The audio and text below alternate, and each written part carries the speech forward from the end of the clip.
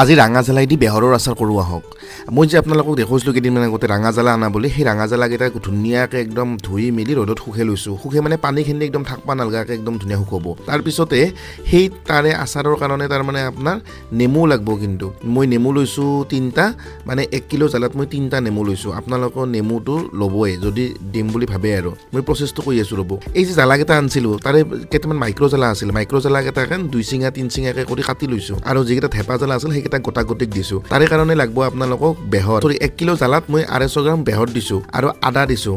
আদাটো আপোনাৰ নিজৰ জোখমতে দিব আৰু সেইখিনি গোটেইখিনি ধুনীয়াকৈ মিক্সিত মাৰি লৈছোঁ। বেহৰটো বেলেগকৈ, আদাটো বেলেগকৈ। আদাটো দিছোঁ, বেহৰটো দিছোঁ। তাৰপিছত আপোনাৰ সোৱাদ অনুযায়ী আপুনি নিমখটো দিব, তাতে হালধি দিব।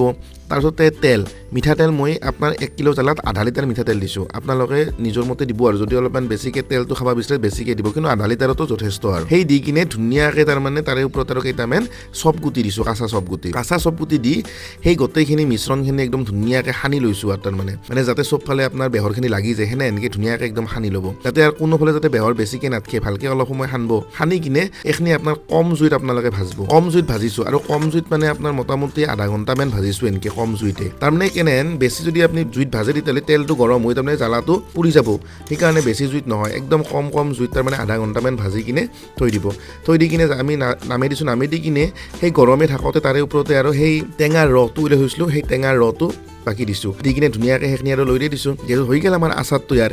এতিয়া এই আচাৰখিনি আপোনাক তাৰমানে ঠাণ্ডা হ'ব দিব লাগিব। ঠাণ্ডা হোৱাৰ পিছত আপুনি কাঁচৰ বটলত ভৰাই থৈ দিব।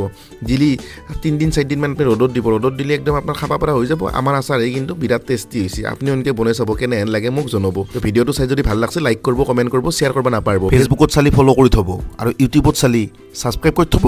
পুনৰ এটা নতুন ভিডিঅ'ত লগ পাম দিয়ক। তে না কি টেকলো কিনাৰ, বাই বাই।